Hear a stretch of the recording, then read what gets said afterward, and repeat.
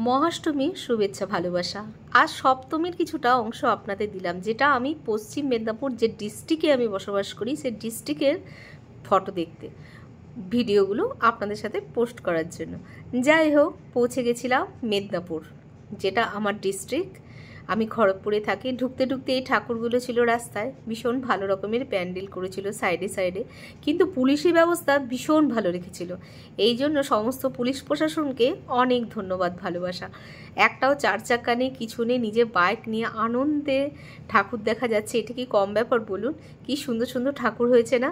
হ্যাঁ, এবার একদম ভেতরটায় ঢুকছি আমরা। একদম জজকোর্টের আগেই কিন্তু এই প্যান্ডেলটা হয়েছে, ভীষণ ভালো। আমি তো আবার খুব একটা রাস্তাঘাট চিনি না, তাও আমি বলতে পারি জজকোর্টের আগে এই ঠাকুরটা হয়েছে। এর ভেতরটা খুব সুন্দর। আমিও দু চারটা ফটো নিয়ে নিচ্ছিলাম, তো ভীষণই সুন্দর।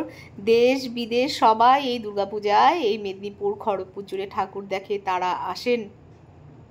যাই হোক, আমাদের কালচার তারা খুব ভালোবাসেন। আর এটা রাজস্থানি প্যাটার্নে করেছে, আর লাইটিংটা ছিল রাজস্থানি প্যাটার্নে। খুব ভালো লাগছিল লাইটিংগুলো দেখতে।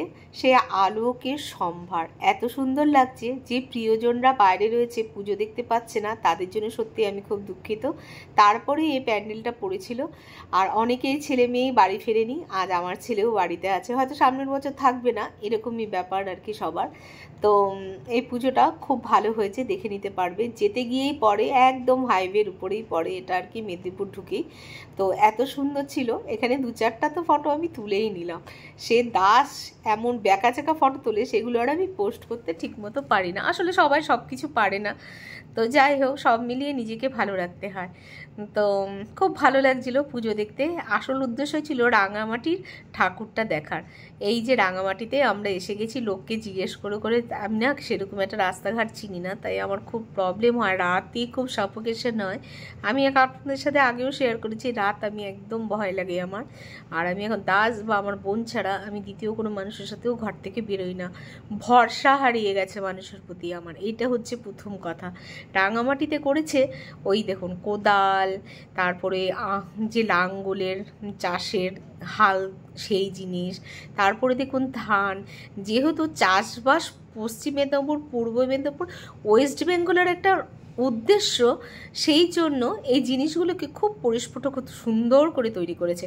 এগুলো জানো তো ঝিনুক, যেগুলো খায় না, গেরি শামুক এগুলো খায়, কি সুন্দরভাবে তুলে ধরেছে। আর ঠাকুরটাও হয়েছিল ভীষণই ভালো।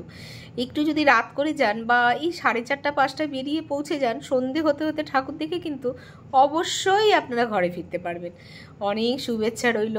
সাবধানে গাড়ি ঘোড়া চালাবেন, খুব অ্যাক্সিডেন্ট। 4 চাকা না চললে কী হবে? কিছু ছেলে এমনই গাড়ি চালাচ্ছে, কারণ বলতে নেই, উদ্ধত লোকজনের তো শেষ নেই। সন্ধ্যের সময় তারা খেয়ে নেয়, আর কি খায় বুঝতে পারছেন। তারপরে যে গাড়িটা চালাচ্ছে তা চিন্তার বাইরে, ধাক্কা দিয়ে যাচ্ছে।